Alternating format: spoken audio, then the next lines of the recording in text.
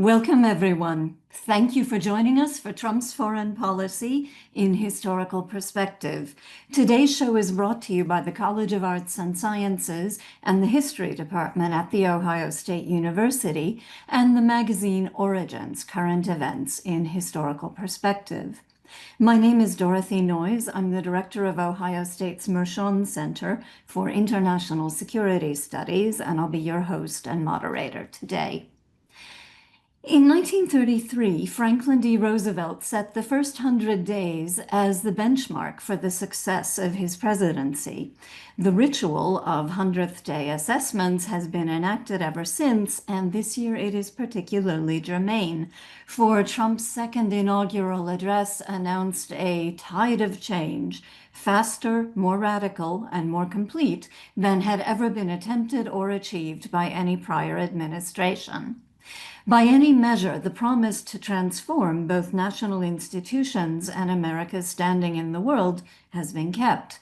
In foreign policy specifically, the new administration's changes have encompassed a range of new tariffs and economic arrangements, calls to expand U.S. territory by the acquisition of Greenland, the Panama Canal, and even Canada, the shutdown of U.S. aid programs and the shrinking of the State Department, so far unsuccessful efforts to end wars in Ukraine and Gaza, the disruption of established relations with allies, rivals, enemies, and international organizations, which has created global uncertainty over U.S. foreign policy commitments and caused governments around the world to shift their own domestic and foreign policies, and finally, an overall shift to unilateralism and transactionalism in global relations. Of all these changes to foreign policy, what should we consider the most important at the 100-day mark? What can we learn from history as we work to make sense of these policies and practices? To help us answer these questions, we're joined today by three historians and a scholar of international relations. They are Christopher McKnight Nichols, who is Wayne Woodrow Hayes Chair in National Security Studies and Professor of History at Ohio State, Mitchell Lerner, who is Professor of History and Director of the East Asian Studies Center, Peter Hahn, who is Distinguished University Professor of History, and Jennifer Mitzen, who is Professor of Political Science. All of them are also valued affiliates of the Mershon Center. Each of our four panelists will offer a few minutes of introduction on the new foreign policy patterns that they think are most important and how these policies fit into longer historical patterns. Then our panelists will respond to your questions. We have some of your questions from when you registered. If you are now interested in asking a question, please write it at any time in the Q&A function at the bottom of your Zoom screen, and we will cover as many questions as we can.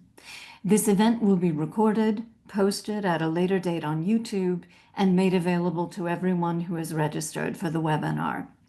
Reminding ourselves that international relations are not written in stone, we'd like to take a moment to acknowledge that the land the Ohio State University occupies is the ancestral and contemporary territory of the Shawnee, Potawatomi, Delaware, Miami, Peoria, Seneca, Wyandot, Ojibwe, and Cherokee peoples. Specifically, the university resides on land ceded in the 1795 Treaty of Greenville and the forced removal of tribes through the Indian Removal Act of 1830.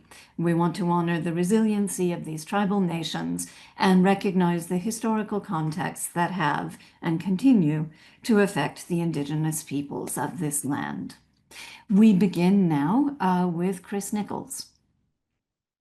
Thanks so much for that gracious introduction, Professor Noyes, and to this great group who's out with us. So we are all trying to speak briefly and provocatively to get you all thinking together and to have a conversation here.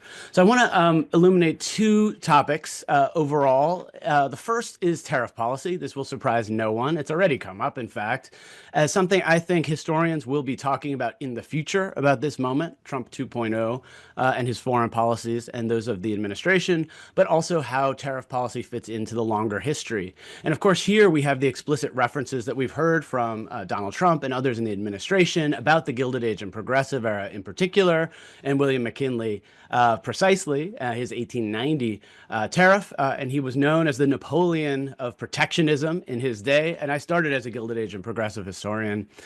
So I'm really happy to talk about that with you all a bit. But I also, second, want to outline briefly some of the sort of most salient ideas that we're seeing develop and how I would argue that they harken back to an earlier form of thinking about the U.S.'s proper relationship in the world. That is, the unilateralism we're seeing from the Trump administration is in some ways nothing new, although it is a break from the Biden administration, which argued notably that America is back. And Secretary of State Blinken said in 2020 that the purpose of the Biden administration's foreign policy was to, quote, step back from unilateralism. And there are some competing perspectives there. But what I'd like to plant with you all here at the outset is the thought that what we're seeing is a sort of old-fashioned imperialist or expansionist kind of mindset in U.S. foreign relations related to the need for territory and thinking about how security accrues through territorial access. This helps explain questions about the Panama Canal or Greenland, and also brings us back to the Gilded Age and Progressive era. So in my final few minutes here, what I want to say is to think together for a moment about tariff policy in broader perspective. Until the 1930s, tariff policy was levied by Congress, not by the president. And the path through the 18th and 19th centuries was largely around revenue production. Tariff policy generated the revenue necessary for a very small federal state to function. Roughly 95% at its highest, at its peak of revenues that came into the U.S. federal government in the 19th century came through tariffs. That was turned on its head in 1913 when the income tax was passed. And since then, in the 20th century, has been a precipitous decline in tariffs. This also overlaps with the U.S. as an industrial, commercial, and military power, and other changes overall. So what I want to note here is the question of who makes tariffs and how tariffs are passed, why this is different today, and give you a little highlight of the past history. The very first law passed by Congress in 1789 dealt with tariffs. It argued that it's necessary for the support of the government, quote, for the discharge and the debts of the United States and the encouragement and protection of manufactures, that duties be laid on goods, wares, and merchandise imported. So from the very outset of the U.S. federal government and its foreign relations, tariffs were a part of the diplomatic toolkit. Alexander Hamilton, for instance, was a big proponent of this and argued that tariffs would be not only a revenue source, but a tool, an instrument of foreign policy that the U.S. could use as for leverage with other countries.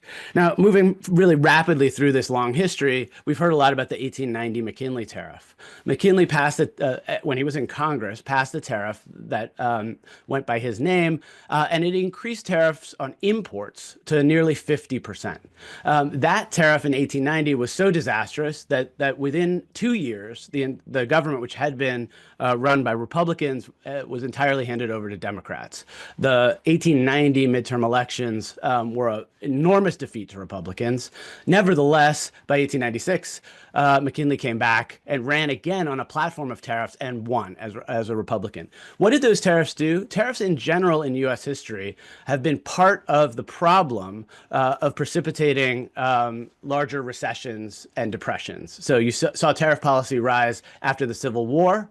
And there's a long depression in 1873. You saw tariffs implemented in 1890, and you see a panic and a depression starting in 1893. Another signature moment of tariff policy was 1930, the so-called Smoot-Hawley tariff that a lot of you probably know, increasing tariffs on 450 or so goods. That also helped to exacerbate the depression. Tariffs did not start any of these depressions. Economic historians and diplomatic historians agree, but they, generally speaking, because they're contractionary, recessionary and often inflationary, make for a much worse situation, particularly in a global context of global trade, which is why, following the Depression, a number of U.S. diplomatic moves were to increase the U.S.'s leverage with other countries outside of tariff policy. I could talk you through all of this, but I know we need to stop.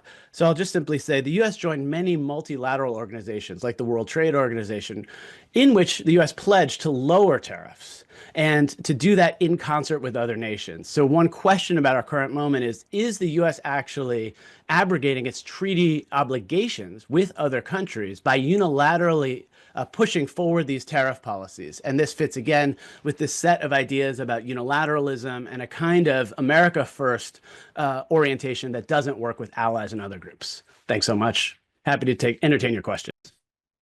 Thank you very much. We turn now to Mitch Lerner.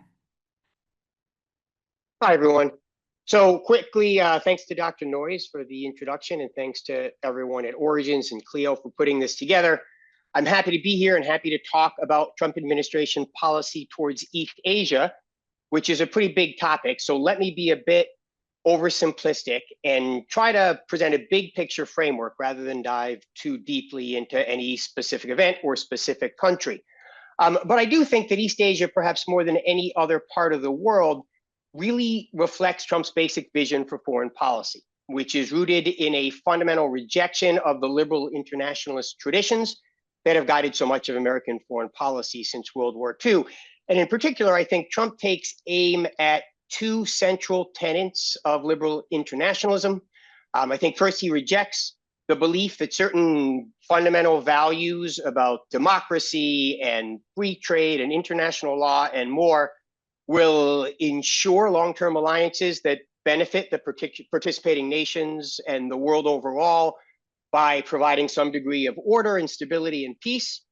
And second, I think he rejects the precept that American support for developing nations in particular benefit the United States in the long term by creating potential trading partners, sources of raw materials, strategic and military allies, and other things that extend American influence without necessarily relying on an overt American footprint.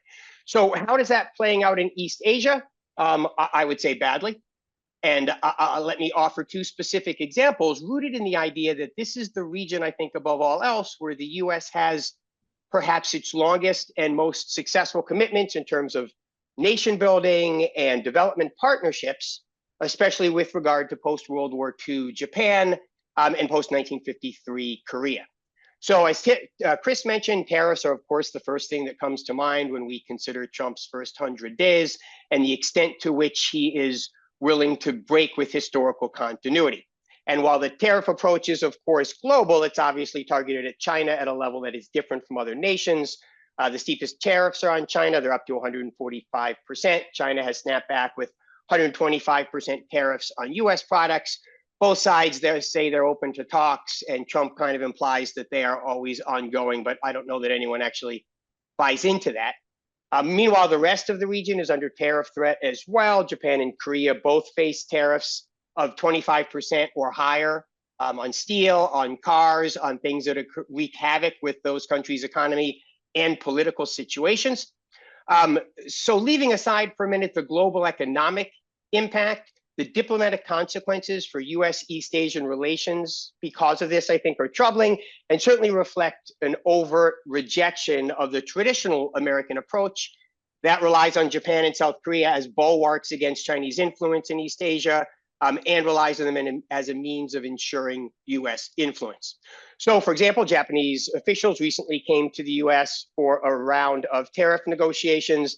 They left empty-handed and a bit frustrated, and accounts in Japanese media portrayed the Trump officials as basically just wanting public signs of subservience and apology and not really interested in engaging on specific numbers. Meanwhile, the Chinese foreign minister in March met with his South Korean and Japanese counterparts for talks about enhancing trade and cultural connections. Recently, of course, Xi Jinping went to Southeast Asia, where he denounced the tariffs. He spoke of creating a larger Asian family, that's his phrase, not mine, larger Asian family to resist American bullying.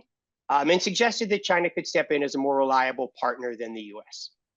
The other example I'd turn to quickly is US-Korean relations, both North and South. South Korea has long been a target of Trump's ire. He's demanded larger payments for years from them for American support, which he frequently threatens to withdraw anyway. And he has always singled him out as one of the most egregious exploiters of American generosity during the Cold War years. So Seoul is, of course, quite concerned about potential American abandonment, which has sparked domestic discontent and distrust with the United States. And Trump's willingness to abandon Ukraine is reinforcing that message. And it's all coming at a time, of course, of serious domestic instability inside South Korea. Problems in the North troubling me as well. Trump's desire to cut American engagement and spending overseas, and his lack of interest in supporting the traditional alliance with the South is manifesting in ways that I think are problematic for American interests. He has, for example, turned a blind eye to the strengthening of the North Korea-Russia alliance and the increased threat that has on the South and on stability for the region overall. He's also decimated one of the few weapons in the US arsenal that has ever had any impact on North Korea, and that's soft power. So programs like Radio Free Asia, for example, have actually penetrated into North Korea and have helped to challenge the presentation of the world that the Kim family has always used to buttress their regime. And now, of course, it's gone, and that parallels the same story to the cuts in USAID in places like Southeast Asia, where the US spent more than $800 million on programs last year, and now China is stepping in to fill that void. So anyway, I know we got to end. I'm happy to take questions. The bottom line for me is that East Asia represents Trump's larger vision for the world, which means a reduction in US involvement, and particularly a reduction in the US commitment to its historical alliances and historical approaches, with results that I think are potentially troubling. Thank you. We turn to Peter Hahn. Thank you for the invitation to participate in this panel. I want to address President Trump's policy in the Middle East in historical perspective. I begin with a general observation that because of Trump's unique characteristics as foreign policy maker, one must apply the historical lessons a little differently than one might have with previous presidents who were of a more uniform set of practices. In my view, President Trump faces three major issues in the Middle East. The first is the Arab-Israeli situation, and in particular, the Israel-Gaza situation. The international Arab-Israeli conflict has been fairly stable since the 1990s, having been settled by a series of treaties and agreements in the last 3 decades of the last century. Since about 2000, the major focus of US leaders has been on finding a solution to the Israeli-Palestinian question, specifically what to do with the occupied territories of the West Bank, the Gaza Strip, and the Golan Heights, and the Palestinian inhabitants thereof.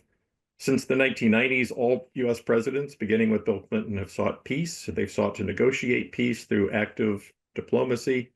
President Trump did likewise during his first term, eventually floating the so-called Peace to Prosperity peace plan late in his term in the year 2020.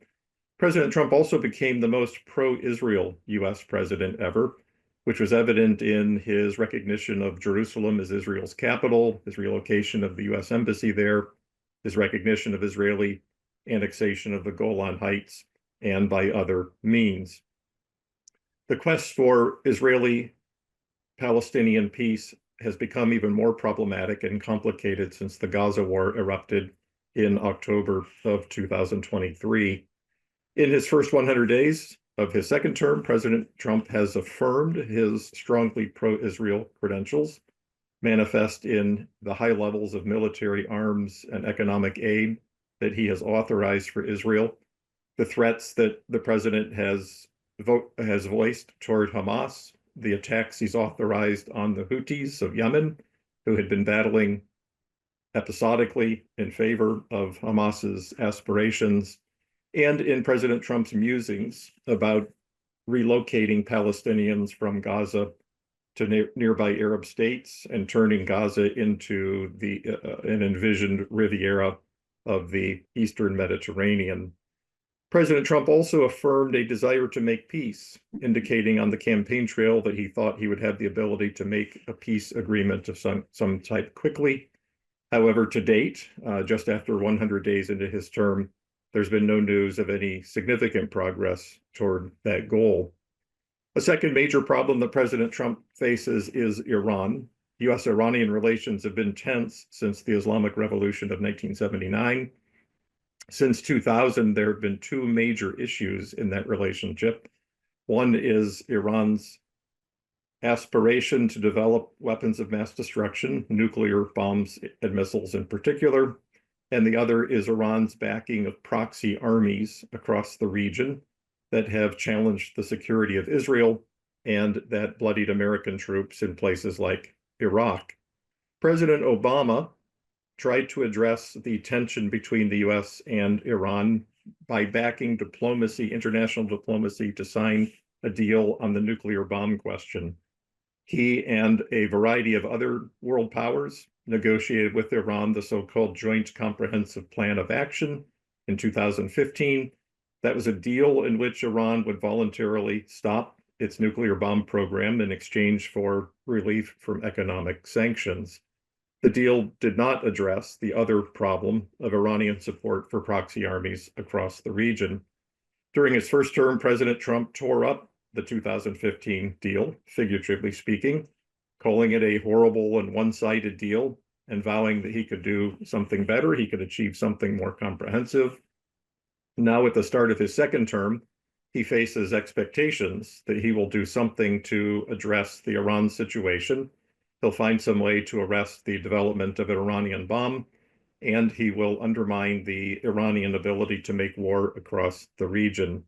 He does have opportunity to move forward, given how Iranian interests have suffered in the last year and a half, witnessed by the beatings they've taken from the Israeli military and the twin aerial exchanges that Israel and Iran engaged in last year, and given the way Iranian militias have been beaten up across the region, the collapse of the Assad regime in Syria, etc. President Trump's envoy, Stephen Witkoff, has met with Iranian leaders in recent weeks on more than one occasion, and yet there's no reported news on progress toward any kind of a deal. The third issue, an ongoing issue that President Trump will have to face, is the threat of terrorism. Terrorism has been a conundrum for U.S. officials since the 1970s, and especially since the 1990s, when there was a surge of anti-American terrorism across the Middle East that culminated in 9/11. President George W. Bush declared the so-called global war on terror and committed the United States to an ongoing series of engagements to root out and destroy terrorist cells across the Middle East and beyond. All of Bush's successors have followed that same policy, including President Trump during his first term and during his second. Thank you. Thanks very much. And now Jennifer Mitzen. Thanks so much for the invitation to be part of the panel, and especially thanks to my fellow panelists for saying all the things. So now I'm in a position where I can only amplify, which I will do from an IR perspective, and I'll use US diplomacy surrounding the Russia-Ukraine war to draw inferences about the international order. Okay, since 1945, the international order has meant the liberal international order, or LIO. It's a set of international institutions, norms, laws, and practices that support free trade, human rights, democracy, and multilateralism. The LIO was established among Western states and then globalized in the 90s, both times under US leadership and supporting US interests. Now, for the past 10 years, there's been a widespread sense that that order is fraying, and a lot of people fear it will end through war, whether war with China's rise, or war through a widening of the Russia-Ukraine conflict pulling in Europe and the US. I'm going to suggest that 100 days into the second term of President Trump, the president has done a great deal to end the LIO unilaterally, not by warmongering, but just the opposite, by the manner in which he's pursuing peace, his shuttle diplomacy to end the Ukraine war. Okay, so what happened? Well, immediately on taking office, President Trump began shuttle diplomacy, an often used tool to get adversaries to the table. But let's look at how he treated Russia, Ukraine, Europe.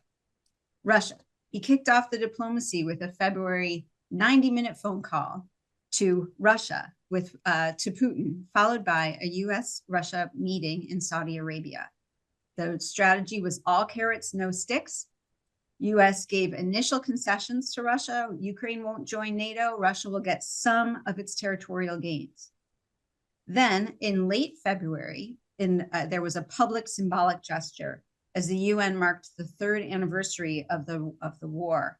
The US did 2 votes with Russia and against the European allies. The US refused to condemn the Russian invasion, to condemn aggression, and it refused to explicitly support Ukraine. This was voting again with Russia and against the European allies. All right, let's turn to Ukraine. What happened there? Well, there's the probably very well-known Oval Office meeting where President Trump and J.D. Vance berated Zelensky for not being grateful for U.S. help. By April, there was something of a reset, and the U.S. and Ukraine signed after the meeting at the Pope's funeral, and the U.S. and Ukraine finally signed this minerals deal. The deal gives the U.S. access to profits from Ukraine's very valuable rare earth minerals. But here's the thing. The deal is a transaction to pay back the US taxpayer. It's a fee for services. What's wrong with this? Well, it overlooks that the cause of war is aggression, a violation of international law that's codified in the UN Charter. Don't reward aggression. Do protect sovereignty, especially of weak allies. Borders should only change peacefully.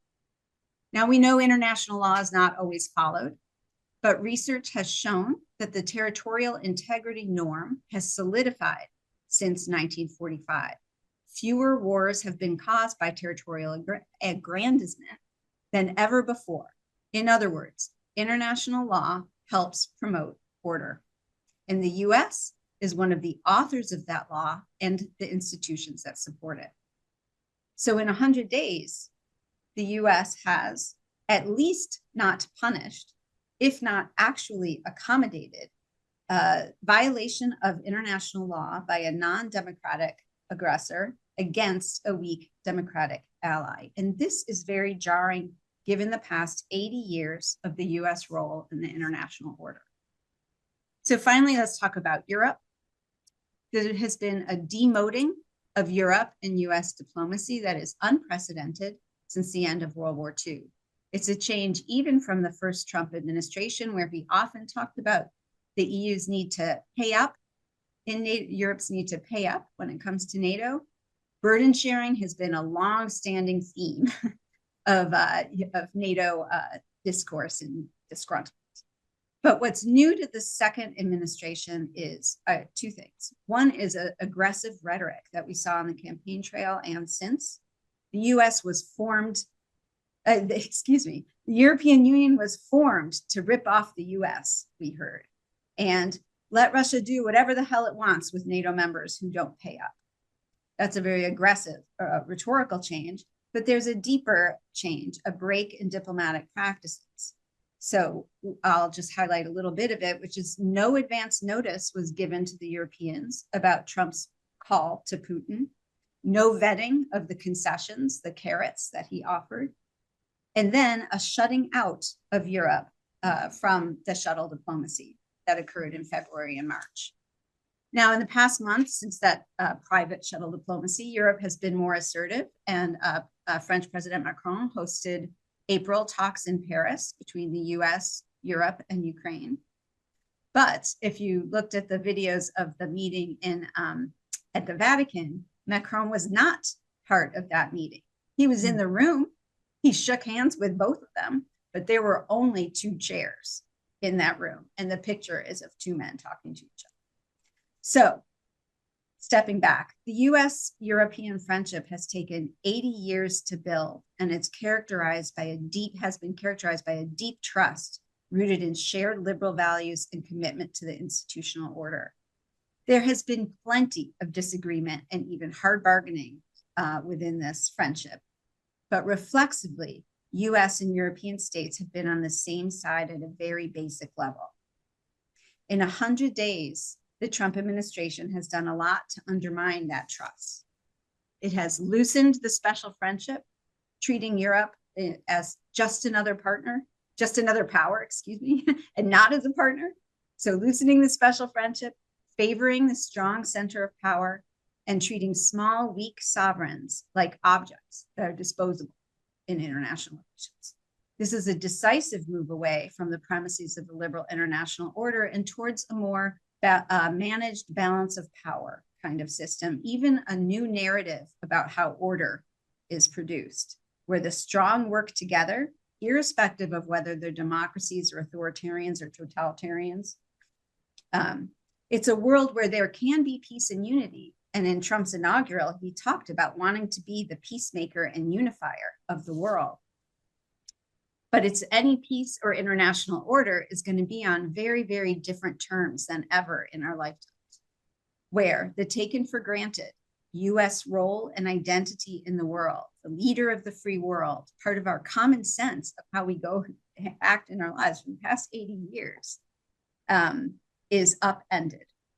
And that drastic change so quickly in 100 days, where the US is still pursuing peace, a laudable goal that we all can want, but from the standpoint of a different role and a different identity, I think is a source of anxiety, deep anxiety, which I think will reverberate at many levels going forward. Thanks. All right. Thank you so much to all of our panelists for their timely and timekeeping responses. We'll start with a couple of the questions that came in at the beginning. And the first came from Peter Hahn from alumnus Scott Leidig, who asks, at the end of Trump's first term, his administration negotiated the Abraham Accords between Israel and 4 Muslim nations, the UAE, Bahrain, Sudan, and Morocco. Has there been any attempt to expand on that success?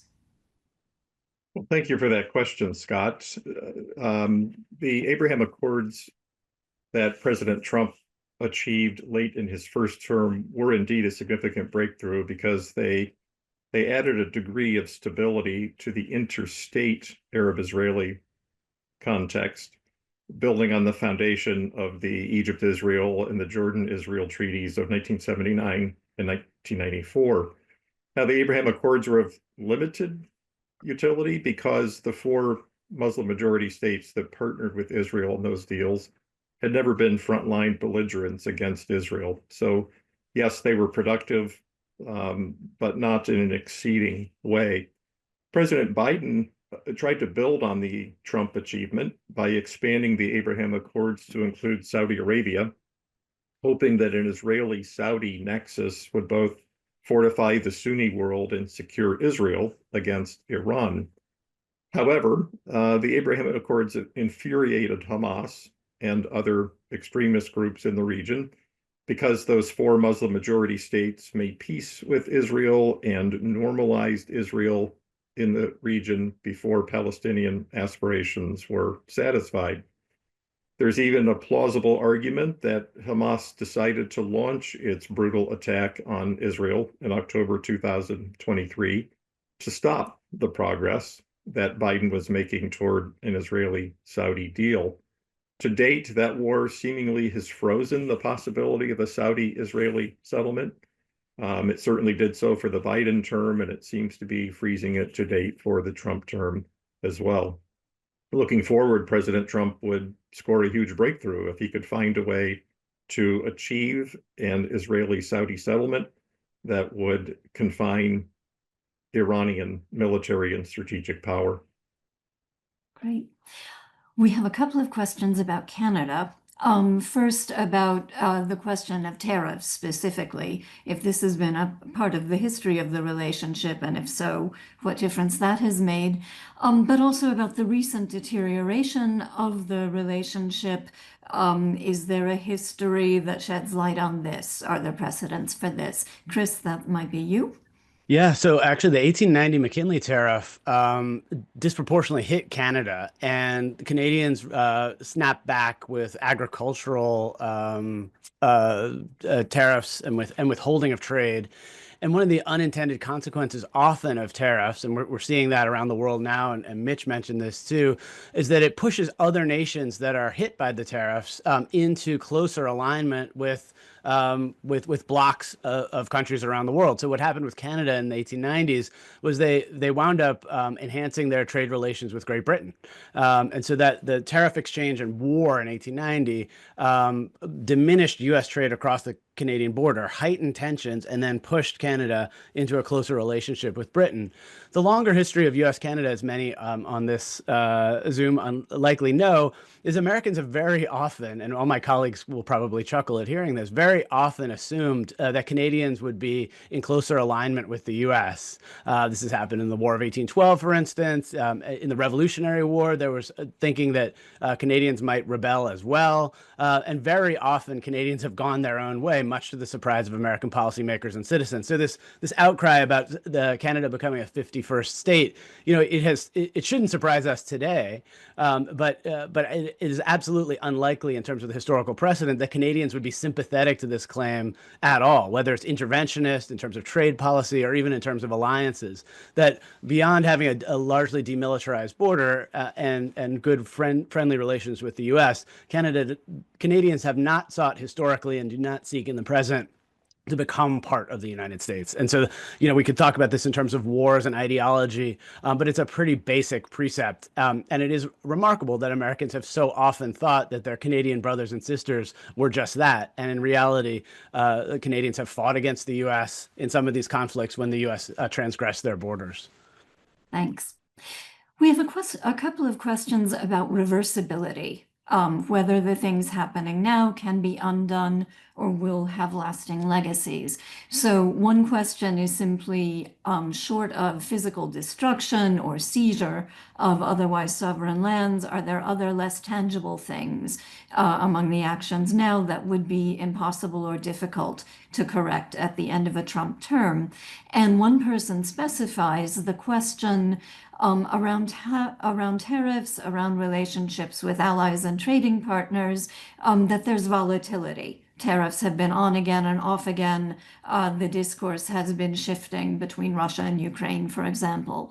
So is America's reliability being eroded, and is a loss of a perception of reliability or trust going to be reversible? And I think that maybe goes to Jennifer and Mitch. Let me kick in. Jennifer, I'll leave the big picture stuff to you. But I think this is particularly resonant in East Asia because of the long-term relationship between Japan and Korea. And I think there's a tendency to think that anything Trump does can be undone in 4 years because there's such a historical relationship there. And there is something to that, but I admit I have a couple specific concerns, and I'll give you 3 issues that I think come out of this. First, of course, and I mentioned this a little bit in my comments, as did others, there's the inevitable consequence of new partnerships and new alliances that are going to start to develop. There's already talk about free trade agreements among East Asian partners that had not been talking a couple of years ago. So who knows where that's going to take us? And I don't mind sharing that we just in Columbus hosted a really major Asian studies conference, and there were Asian government officials here from throughout the world. And I had coffee and lunch with a number of them, and kind of off the record, both Korean and Japanese government officials told me, not in any official policy statement, just their own personal opinions, that they didn't really want to be dragged more closely into the Chinese orbit, but that there may be no other options for them to at least go in that path. So that's something to think about that has long-term consequences. The second thing I would say is beyond structures, there are hearts and minds issues here. Particularly with regard to cultural approaches, as I said, Radio Free Asia, USAID. And China is, of course, perfectly well positioned to capitalize on this. They've already sunk $1 trillion plus into the Belt and Road Initiative. So they're already having these connections, and they're already in place to take advantage of the American withdrawal in these programs.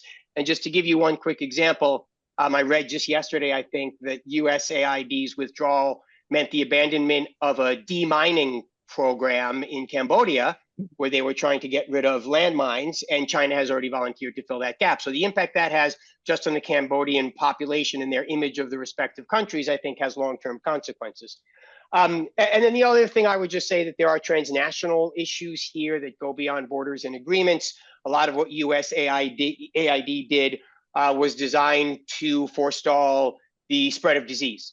Or to take on issues of climate change that might foster global migration that sets off a chain of reactions. So there are long-term consequences from these smaller things the U.S. is withdrawing from. So that was my take. And Jennifer, I yield to you.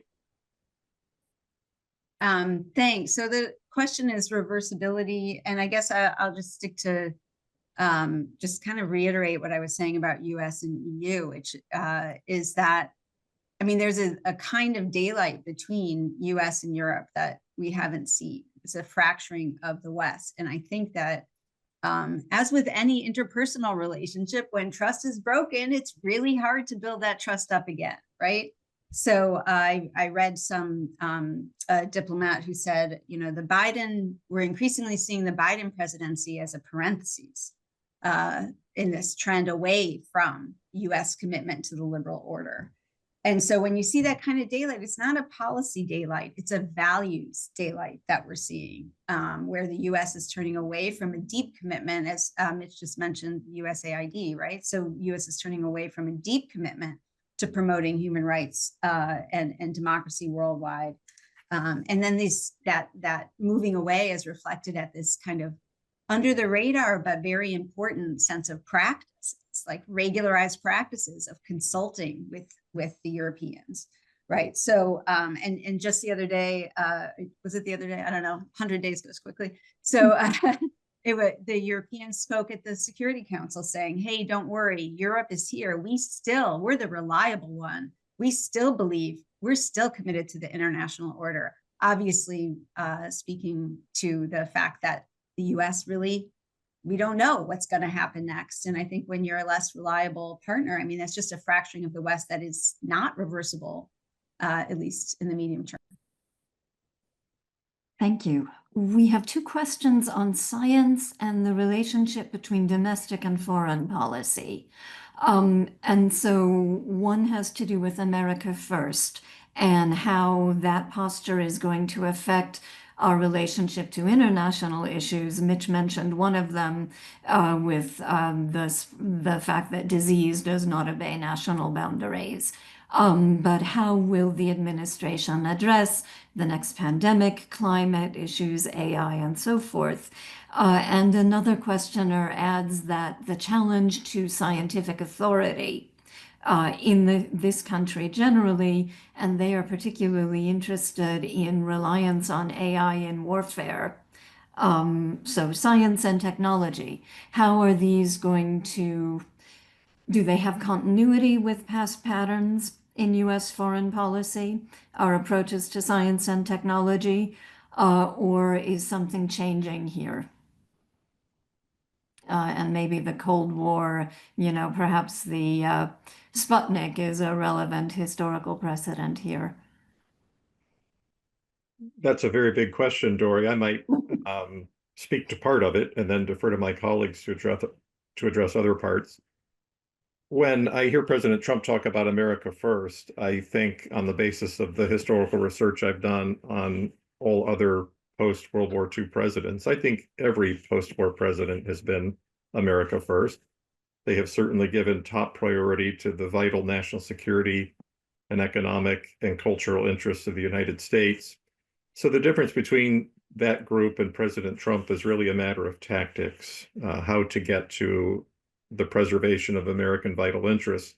Previous presidents have operated on a consensus that foreign aid, that alliances, partnerships, investments overseas of US resources would facilitate the enhancement of US vital interests, would indeed keep America first in the world. President Trump sees America first in a much different way. He believes that it means disconnecting from the world and protecting the home front and the domestic economic order only. That it sets him apart from previous presidents. And one reason why I think many foreign policy observers and experts are nervous about his policy is because it doesn't have precedent, and we don't know what the full repercussions and ramifications of it might be. Thank you. I guess a follow-up, oh, I'm sorry, and maybe as other people, sorry, did anyone want to follow up on science and the faith in science as affecting our international conduct? I suppose one thing that that I've been thinking a lot about lately is if you go through presidential speeches in the 20th century, for instance, you find them shot through with exceptionalism, and very often a kind of exceptionalism that prioritizes American innovation, research, and development, a sort of arrogance, frankly, about the U.S.'s capacity to develop new technologies, to pioneer them, for the U.S.'s own best interests, to defend those patents and those rights as the U.S. rose to world power, and then to, in some cases, generously extend them to other countries, particularly through diplomatic exchanges. There's a whole Cold War history of science diplomacy, which is interesting and notable there. And the sort of jettisoning of scientific expertise in favor of a sort of pure politics and ideology of purity around the priorities that one particular president sets is unprecedented in sort of 20th and 21st century. And if you think about some of the other global questions that the U.S. and the world faces, right? World Health, pulling out of the World Health Organization and the pandemic, and you look at the domestic foreign correlation, that's where I think this question hits home. Having RFK Jr. in charge of HHS and sort of vaccine denial rising, a kind of openness to that is part and parcel of the U.S. not being a world leader or partner in world health, right? The same is true with, in Trump 1.0, pulling out of the Paris Accord and immediately pulling out again and not being committed to scientific knowledge related to climate change, much less multilateral action on issues like emissions. So they're very much interconnected, and they start, I think, with the domestic politics of this, and then that extends to the foreign. Okay. Here's a question from our colleague Pete Mansour about how other actors are responding to U.S. behavior. So Pete points out that the U.S. has been complaining, as you have all pointed out, for a long time about Europe's lack of defense spending since the end of the Cold War, but Trump has actually convinced European states to begin increasing their defense budgets, even where there's reluctance. So is there a case being makeable that his policy is actually making the U.S. and the West more powerful in at least a military sense? Yes, I think there is. If European defense spending increases and if Europeans can contribute more to continental interests, like the successful outcome of the war in Ukraine, then that would redound to the advantage not only of the Europeans, but of the United States as well. The flip side of that is that the U.S. alliance with the Europeans has been a foundation of U.S. foreign policy since 1945. It's been one of the cornerstones on which U.S. security has rested. And if that is sacrificed in the process of mobilizing European military power, then when the costs and benefits of Trump's approach are weighed by historians in the future, the conclusion might be reached that the gain was only a pale shadow of the loss. Okay, here's another question about outcomes. So Trump and his advisors see unilateralism as appealing, and the questioner would like to know what the historical record tells us. Do we have cases where unilateralism has worked better than multilateralism, or what's the balance there? Yeah, so that's my domain. I've written a lot about unilateralism in U.S. foreign policy. You can argue that there are many signature moments of unilateral action from presidents. One to highlight going pretty far back is the Louisiana Purchase. It was an open question whether or not a president had the ability, even constitutionally, to purchase all of this land and to move the U.S. forward and begin a process of integrating new states and territories. Unilateralism was, in my arguments, generally the default setting of U.S. foreign policy, and it remains a kind of visceral default setting. This orientation to not just go it alone, but to act in the nation's best interest, defined singularly by American policymakers. But that's been a competing strand pretty much since the late 19th century, the era of McKinley, and Teddy Roosevelt in the turn of the 20th century, with a kind of internationalism that often did rely on and prioritize allies and partnerships. And as Peter Hahn eloquently said, really in the World War II era, you see that shift significantly. And the unilateral bent in foreign relations then moves, as Melvin Loeffler wrote, moves towards the third world. American policymakers, when they perceived threats or other problems in the Cold War, would act unilaterally towards those nations and groups. You could think about covert operations, overthrowing governments in Iran or Guatemala, but generally speaking, acted multilaterally with other nations. And so the longer trend we've seen painted, I think, by all of the panelists today has been this kind of a rise of the U.S. relying on different elements of an international order built largely after the Second World War and being committed to that at the presidential level. That's the place where so much foreign policy happens because Congress has given up a lot of its duties and obligations related to making foreign policy. And that's really what stands out in Trump 1.0 and 2.0, a kind of imperial presidency acting unilaterally, for which you don't have many precedents because Congress was a much more powerful force throughout much of U.S. history. Right. Here's one maybe I'll send to Mitch. If the U.S. is letting go of soft power, what are Russia and China doing that is similar to things like Voice of America that we're letting go?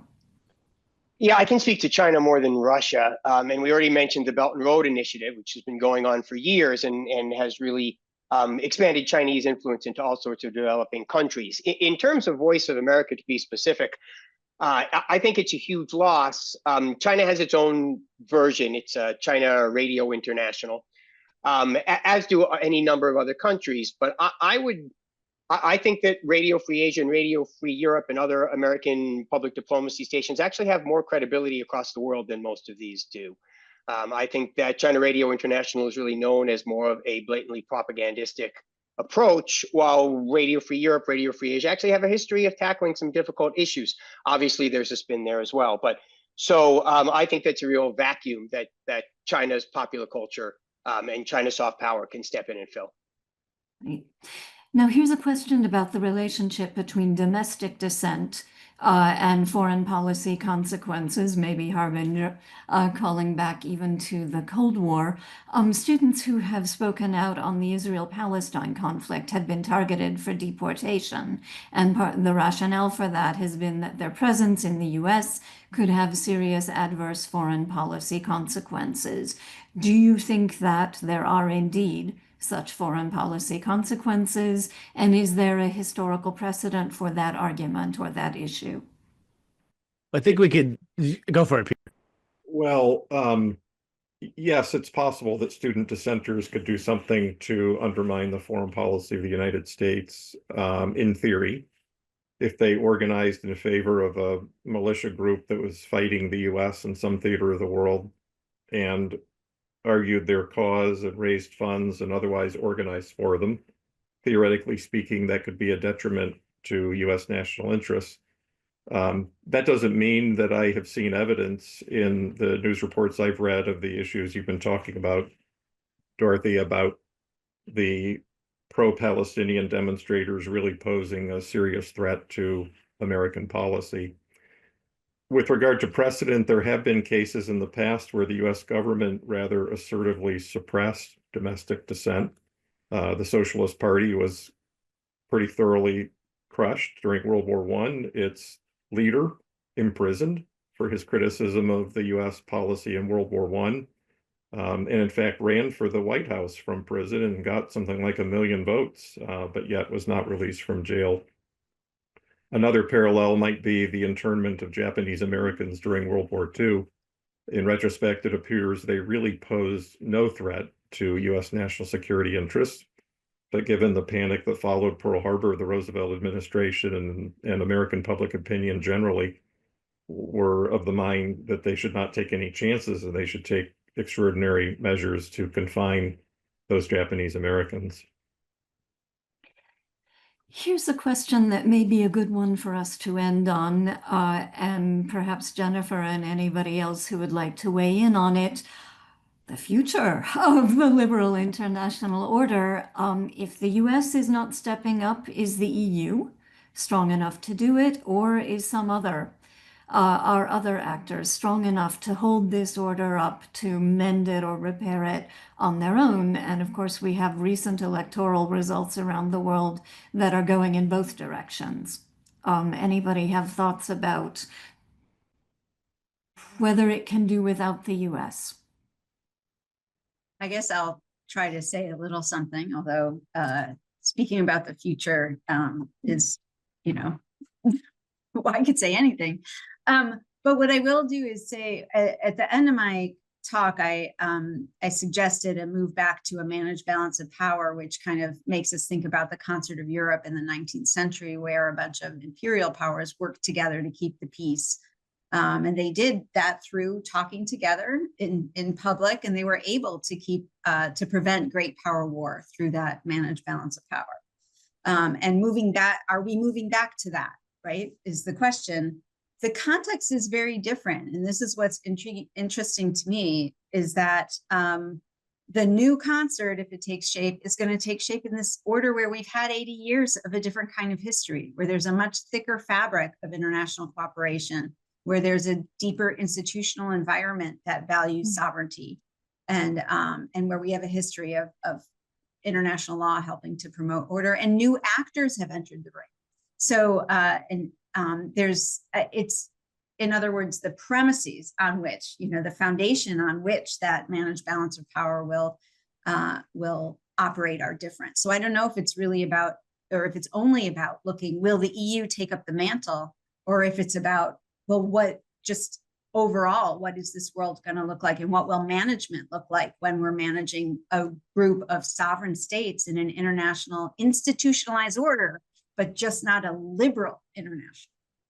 Well, after large discussions of this kind, my father always used to throw up his hands and say, "The future lies ahead." But in the meantime, we are very glad to have had such wise people with us in the present. And I hope you will give a virtual round of applause to our speakers, Drs. Nichols, Lerner, Hahn, and Mitzen, for sharing their expertise and their thoughts with us today. And we also want to thank the College of Arts and Sciences, especially Alex Stacklane, who has managed all of this seamlessly, the Department of History, the Clio Society, the Goldberg Center, the Mershon Center, and Origins Current Events in Historical Perspective for their support. Again, we thank you, our audience, for bringing your excellent questions, for your engagement with the Clio Society, and your ongoing connection to Ohio State. We hope you will join us again in 2 days on May 8th at 4 p.m. Eastern Time for a parallel session on the Trump administration's domestic policies in the first 100 days in historical perspective. So a good afternoon to everyone, and see you next time.